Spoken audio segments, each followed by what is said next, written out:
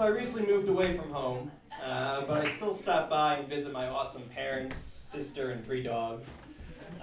People often say home is where the heart is, but I think home is where something is so excited to see you that it pees itself. My dad loves me so much. Have you seen these new commercials for 5-Hour Energy? Well, their main selling point is to give you a boost at 2:30 p.m. to help get you through the rest of your workday. And I can totally relate to that, but their product is called 5-Hour Energy. What about those 2.5 hours after work? On your subway ride home, do you really need to be tweaking like a crackhead next to an actual crackhead? And who feels the need to still be all amped up for dinner? Like, all right, who's ready to boil some motherfucking pasta in this house? Bitch, you better butter my peas and finally shred that pecorino romano. So I went to the farmer's market last weekend, and I actually learned a very important lesson. When life gives you purple carrots, just sell them to white people. Had a huge markup.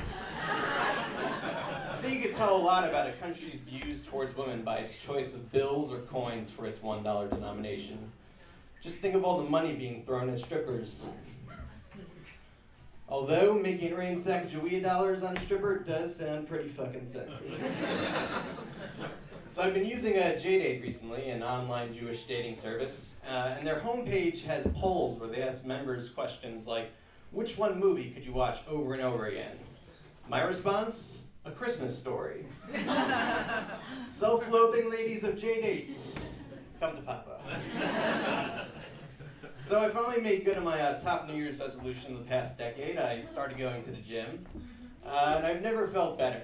It hasn't been all good though, because I'm suspecting that laziness may have been my anti-drug. Because every time I'm lifting weights, I can't help but marvel at my bulging veins like, ooh, hello there, you pretty looking things. It'd be a crime not to shoot you up with heroin right now. Speaking of the gym, a lot of hot chicks working out there. This one girl in particular, she has not only a tramp stamp, but also tattoos on both her hamstrings just below her shorts. So if you can imagine how it's arranged, it's sort of like, it's absolutely hypnotizing. But it kind of feels like I'm staring into the Bermuda Triangle for penises. Which is why I haven't tried to put the moves on her, because I'm pretty sure I could kiss my dick goodbye after plunging in those infested waters. Or maybe say hello to a sweet new mutant penis.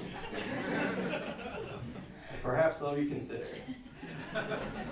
So I grew up in a predominantly Jewish neighborhood, which has been the site of something pretty inspiring during these trying economic times. An old mom and pop hardware store has actually managed to stay in business. It's pretty miraculous. I mean, we're not exactly known for being a do-it-yourself community. In fact, I'm pretty sure Jesus was the only Jewish carpenter to ever walk the face. I think that's what made him so special. The recession wasn't as kind, though, to another store in our area. A spy shop recently went out of business. Or did it?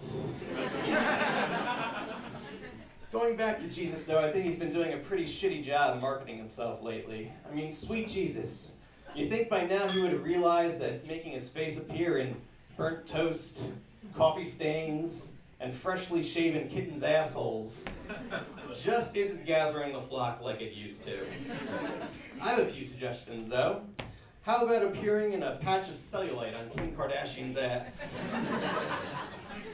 Or maybe how about this? For the next Batman movie, popping up in a constellation of new freckles on Morgan Freeman's face. Or perhaps rising up from Justin Bieber's pews in his forthcoming sex tape.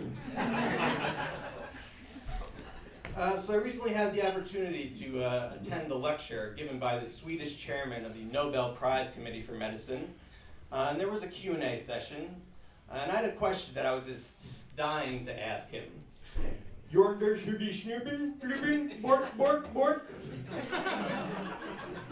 I thought I was was gonna have my little moment in the sun there, posing this brilliant question to a Nobel scientist. But some fucking asshole beat me to the punch. So help me, Jesus. I'm gonna kill that Swedish chef. All right, thanks a lot, guys.